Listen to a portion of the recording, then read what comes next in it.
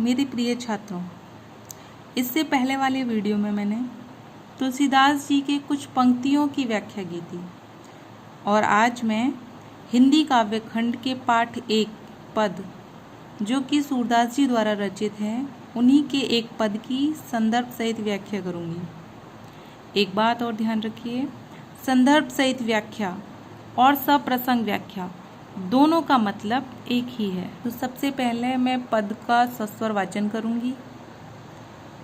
ऊधो मोहि ब्रज बिसरत नाही, ब्रज बिसरत नाही, वृंदावन गोकुल वन उपवन, सघन कुंज की छाई,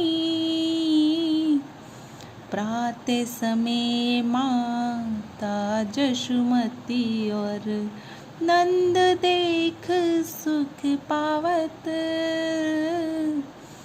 माखन रोटी दहियो सजायो, अति हित साथ खवावत, गोपी ग्वाले बाल संग खेलत, सब दिन हसत सिरात, सूरदास धनी धनी ब्रजवासी, जिना सहित जदुतात, ऊधो मोहे ब्रज बिसरत नाही, ब्रज बिसरत नाही। तो आगे हम बढ़ते हैं। व्याख्या के लिए हमें 4 शीर्षक की आवश्यकता होती है: संदर्भ, प्रसंग, व्याख्या और काव्य का सौंदर्य। तो संदर्भ की बात करते हैं। प्रस्तुत पद हमारी पाठ्य पुस्तक हिंदी काव्य खंड के पद नामक पाठ से लिया गया है। इसके कवि सूरदास जी हैं।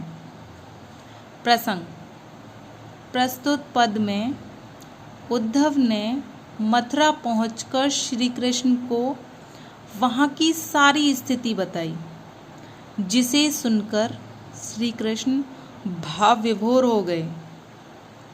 इस पर वे उद्धव से अपनी मनोदशा व्यक्त करते हैं। उद्धव जी को श्री कृष्ण ने अपना संदेश लेकर ब्रज की गोपियों के पास भेजा और गोपियों की सारी स्थिति आकर उद्धव जी कृष्ण को बताते हैं। और तब कृष्ण अपनी मनोदशा का मतलब होता है मन की दशा, मन की स्थिति के बारे में उद्धव जी को बता रहे हैं और वही इस पद में बताया गया है। तो अब बढ़ते हैं हम व्याख्या की तरफ। श्री कृष्ण ने उद्धव से ब्रजवासियों की दीन दशा सुनी और उन्हीं के ध्यान में खो गए। वे उद्धव जी से कहते हैं कि ऊधो मोहे ब्रज बिसरत नाही, कि मैं ब्रज को, बिसरत का मतलब होता है भूल नहीं पाता हूँ, वृंदावन और गोकुल के वन उपवन,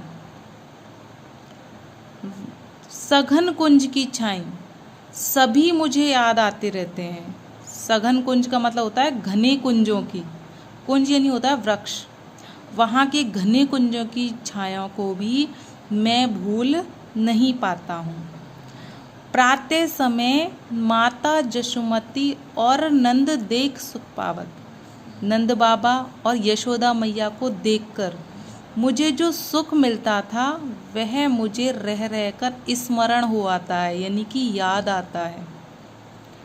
माखन रोटी दही सजायो, वे मुझे मक्खन रोटी और दही का मतलब होता है दही, और सजायो यानी सजाकर, वे मुझे मक्खन रोटी और दही सजाकर अति हित साथ खवावत, बहुत प्रेम से खवावत यानी खिलाते थे।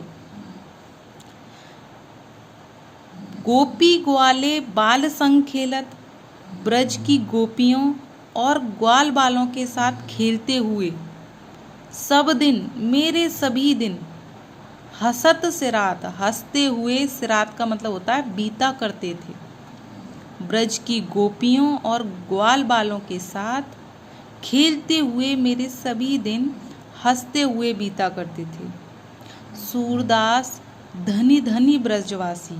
सूरदास जी ब्रजवासियों को धन्य मानते हैं, क्योंकि जिनस हित जदुतात, जदुतात का मतलब होता है श्री कृष्ण। श्री कृष्ण को उनके हित की चिंता है। जिनस हित यानी उनके हित की चिंता है, और श्री कृष्ण इन ब्रजवासियों को प्रतिक्षण ध्यान करते हैं।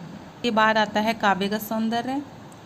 यद्यपि श्री कृष्ण का व्यक्तित्व अलौकिक है, किंतु प्रेमवश वह भी प्रियजनों की याद में साधारण मनुष्यों की भांति द्रवित हो रहे हैं।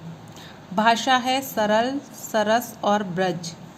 शैली मुक्तक, छंद गेय पद, रस श्रृंगार रस, गुण माधुर्य, शब्द शक्ति अभिधा और व्यंजना, अलंकार अनुप्रास और विरोधाभास अलंकार।